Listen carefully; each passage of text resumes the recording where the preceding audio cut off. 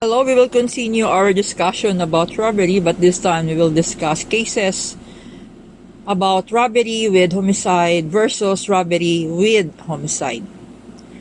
We have to remember that when homicide was not committed on the occasion or by reason of the robbery, the proper felony should be robbery and homicide. As in the case of People versus Atanasio here, the Supreme Court said that the motive for the killing on the part of the accused is not wanting. So meaning it was clear. Here, the accused had been nursing grudge and hard feelings against the Villases, who were the victims here. It appears that on 3 previous occasions, the Carabao owned by the victims had been foraging or destroying the plantation of the accused, and that after several promises, he failed to pay the damages caused by the victims. Here, it was clear that there was a motive for killing the victims. Hence, there was no special complex crime of robbery with homicide. But the accused should be guilty not only of homicide but likewise for separate crime of theft of firearm belonging to the accused. You should also remember that in robbery with homicide, evident premeditation cannot be appreciated as an aggravating circumstance in the crime of robbery with homicide because the elements of which are already inherent in the crime. So, again, evident premeditation is inherent in crimes against property as per the case of People versus Layog. And in the same case here, the prosecution has the burden to prove the confluence of the following elements: the taking of personal property, which was committed with violence or intimidation against persons. The property taken belongs to another. The taking is animus lucrandi. What is animus lucrandi in robbery with homicide? Well, animus lucrandi means the intention to make a gain or profit is clear. Also, the fourth element, that by reason of the robbery or on the occasion thereof homicide is committed. So the term committed means when by reason or on the occasion of robbery, the crime of homicide shall have been committed. This phrase requires that there is a causal connection between the robbery and death, such that had it not been for the robbery, there would have been no death. Also, we have to remember that both the robbery and the homicide should be consummated to be penalized by reclusion perpetua to death.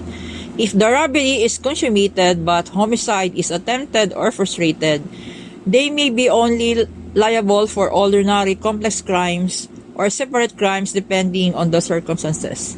So here, there will be no special complex crime. Also, the term homicide is used in its generic sense, and it includes any kind of killing, whether it be murder, parricide, or infanticide.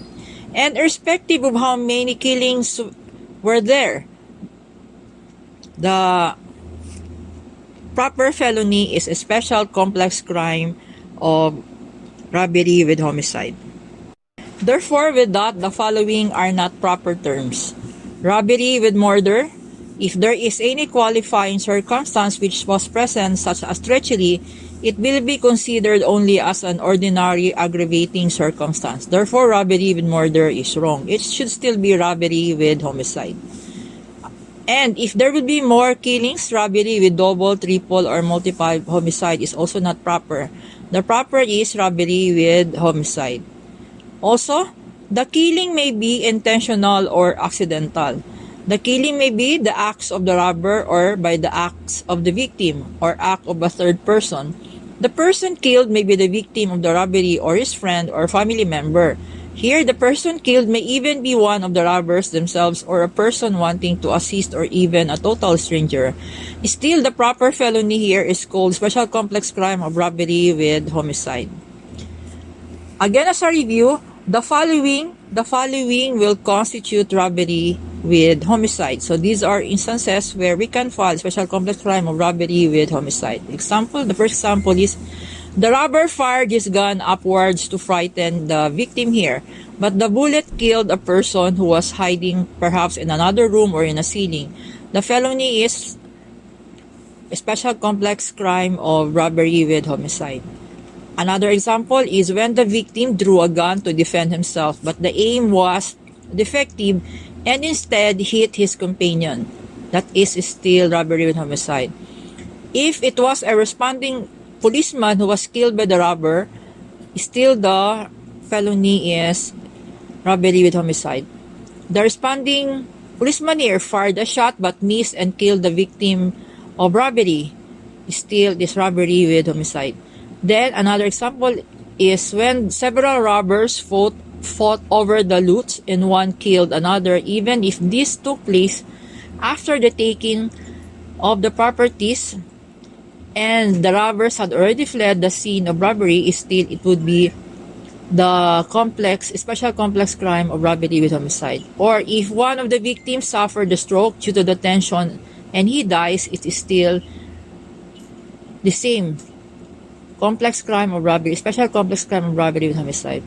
Or if the gun of a robber accidentally fell and killed a person outside the house, this is outside the house, the felony would still be special complex crime of robbery with homicide.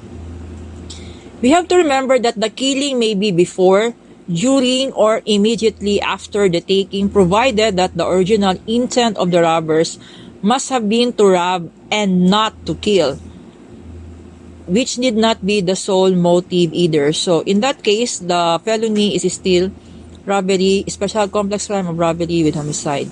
If the original intention was to kill and the idea of taking came only thereafter, there results two separate crimes of theft and murder, or homicide or theft. Example here, the accused shot to death his enemy. Then he decided to take the watch of his enemy. So here the taking of the watch came after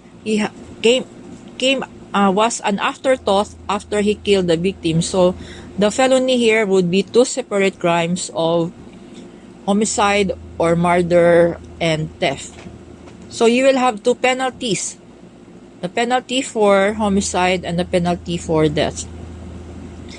Also, as to the theory of conspiracy, all those who conspired in the robbery will be liable for the death unless he proved that he endeavored to prevent the killing.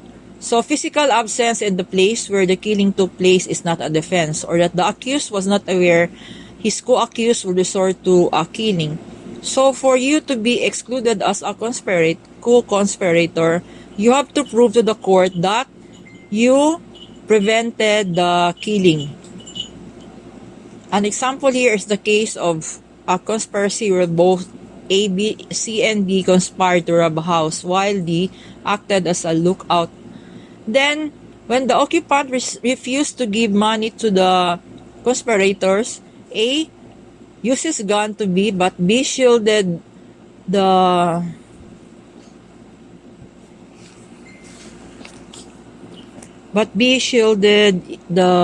victim here and used his own body so that the victim will not be killed. Here, he will not be liable because he tried to prevent the killing of the victim. We'll now proceed to the civil liability of robbery with homicide. As to the award of damages, the court enunciated in People v. Sugueta that where the crime of robbery with homicide is committed and where the imposable penalty is reclusion perpetua, the proper amounts of damages should be 75,000 as civil indemnity, 75,000 as moral damages, 75,000 as exemplary damages, and 50,000 as template damages. In the said case here, the Supreme Court stressed that the following four damages, civil indemnity, moral damages, exemplary damages, and temperate damages, cannot be reduced because these damages are set. In the commission of robbery, it is immaterial that the victim of homicide is other than the victim of robbery, as long as homicide occurs by reason of the robbery or on the occasion thereof. Hence, the special complex crime of robbery with homicide is deemed to have been committed, as in the case of People versus Madre Lejos. What is crucial for a conviction for the crime of robbery with homicide is for the prosecution to firmly establish the offender's intent to take personal property before the killing, regardless of the time when homicide is actually carried out. Here, there was no showing that the accused intended to commit robbery, where the evidence does not conclusively prove robbery.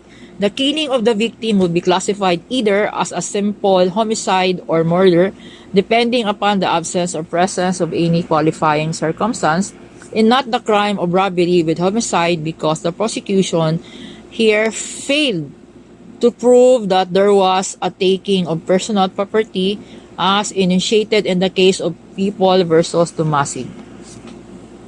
Also, it is necessary that robbery itself be proven as conclusively as any of other essential element of the crime. It must be established that robbery has actually taken place and that as a consequence or on the occasion of robbery, homicide be committed. For robbery to apply, there must be taking of personal property belonging to another with intent to gain, by means of violence against or intimidation of any person, or by using force upon things. That is in the case of People versus Dumasig. In the case of People versus Abelardo Pinelos, here the Supreme Court stated that dwelling is an aggravating circumstance even if homicide was committed outside of the house, if the principal offense of robbery was perpetrated inside the house. So in the said case, it does not matter where the accused was killed. What matters is the robbery was perpetrated inside the house.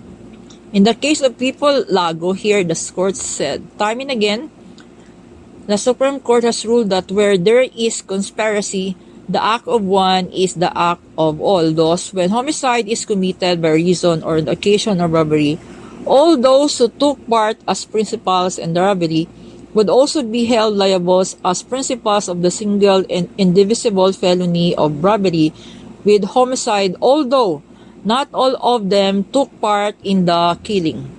Of course, unless it would clearly appear that one of the accused here endeavored to prevent the killing. So that is his defense. How about in the snatching of bag? Is snatching of bag considered robbery? Well, the Supreme Court said it depends. Here, the main issue is whether the snatching of the shoulder bag or in the case would be considered robbery or theft. What would be the basis for saying it is robbery or theft?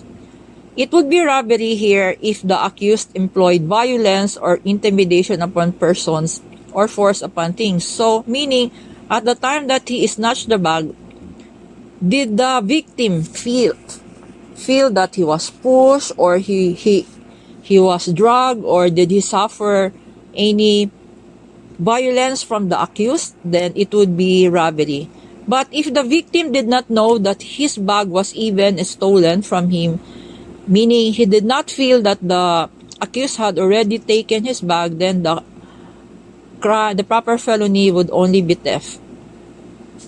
In People versus De La Cruz here, the court found the accused guilty of theft for snatching a basket containing jewelry, money, or clothing and running with it, because when he took the basket, the owners had their backs turned, meaning the owners of the bag did not see that the accused ran away with the bag. So the proper felony was only theft.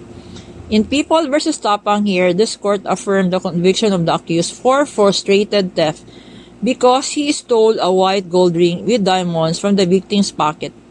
But the ring was immediately or subsequently recovered from the accused at the same time that it was stolen. So, sabay ang pag-discovered sa pagkuha niya.